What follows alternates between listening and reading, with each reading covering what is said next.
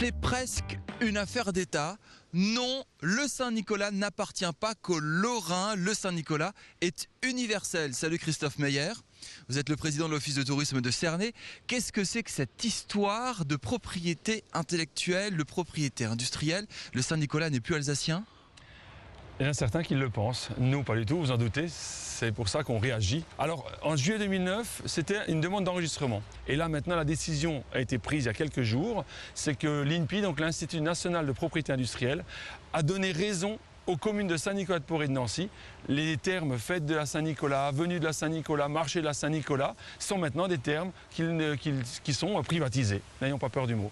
Privatisé. Donc ça veut dire qu'en Alsace, on n'a plus le droit de dire le patron des écoliers, fête de Saint-Nicolas, c'est fini? Alors, si vous voulez organiser une manifestation qui s'appelle la fête de la Saint-Nicolas ou la fête de Saint-Nicolas, vous êtes d'abord obligé de demander à la commune de Saint-Nicolas-de-Port ou à celle de Nancy l'autorisation d'utiliser ce terme. C'est une histoire de fou. Mais nous sommes tout à fait d'accord. C'est pour ça que depuis le début, nous nous révoltons contre ça. Donc Christophe Meyer, vous êtes frondeur.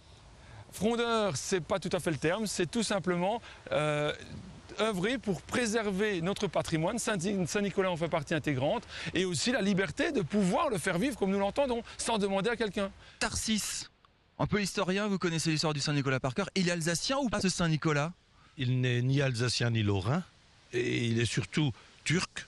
Et ça, il ne faut pas l'oublier. Lorsqu'on parle simplement de l'Europe, parlons aussi des choses qui sont réelles. Donc, c'est l'ancien évêque d'une ville au sud de la Turquie. Et j'ai apporté avec moi... Vous avez la preuve? J'ai une preuve, absolument une preuve irréfutable. Regardez voir ce livre qui a été édité en Turquie et où il y a la preuve que Saint-Nicolas est bien le saint de tout le monde. Et ce qui nous intéresse ici, c'est de devoir dire, nous voulons que ça reste une tradition et nous ne voulons pas que ce soit une marchandisation. Voilà le problème. Alors évidemment, Saint-Nicolas est un patron universel des écoliers, nous le savons, mais c'est aussi celui qui protège les navigateurs sur la haute mer, c'est aussi celui qui protège les femmes mariées, les jeunes hommes qui n'ont pas d'argent, puisqu'il a doté ces jeunes gens. Et c'est pour ça qu'on parle tellement de Saint-Nicolas. Alors se les approprier, c'est quand même le monde à l'envers. Alors en même temps, on se dit, se les approprie, mais il n'y a pas vraiment beaucoup de risques. Ils vont pas envoyer des huissiers de justice à Cernay pour enlever les monolithes des petits écoliers.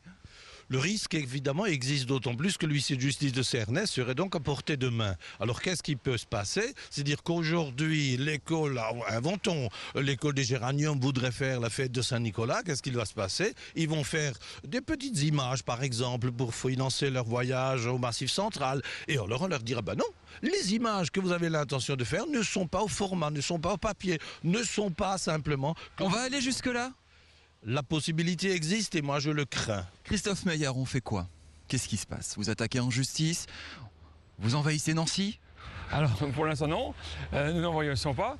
En revanche, ce que nous faisons, c'est que nous œuvrons pour alerter le maximum d'institutions, d'élus, et on demande tout simplement au Conseil général, ainsi qu'à l'Association départementale du tourisme, de tout de suite rester en justice pour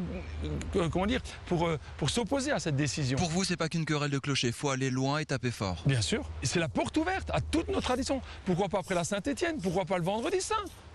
On peut tout ouvrir après. Et ça répond en face, les élus, le Conseil général du Haut-Rhin, il vous dit oui, on y va, banco? Alors, je ne vous cache pas que pour l'instant, c'est un petit peu le vide sidéral qui répond. C'est sûr qu'il y a On doit vous dire, Christophe, t'es bien gentil, mais il y a les retraites, il y a la crise économique, Saint-Nicolas... Mais bien sûr, il y a des sujets plus urgents, plus importants actuellement à traiter. Et il faut savoir que là, c'est justement des moments un petit peu troublés comme celui-ci que notre patrimoine et nos traditions doivent être défendus. Et notre identité aussi. Tarsis, on défend le patrimoine, on défend les traditions. Pendant combien de temps encore? Pendant combien de temps ça va perdurer tout ça? L'histoire nous le dira, c'est-à-dire tant que nous y mettons le cœur et tant que nous mettons la volonté d'agir, c'est une tradition qui peut perpétuer.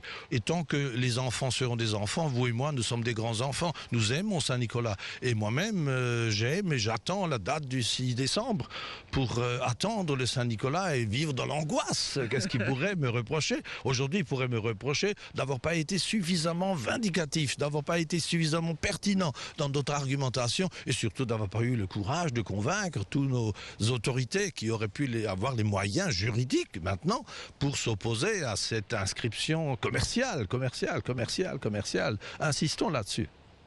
Vous l'avez compris, Non au Saint-Nicolas, au Lorrain, oui un Saint-Nicolas universel, surtout en Alsace pour les écoliers alsaciens. C'est ici à Cernay que s'organise la résistance. Nous y reviendrons très largement, on va suivre ce dossier dans les prochains mois sur Alsace 20. En attendant, c'est demain les DN.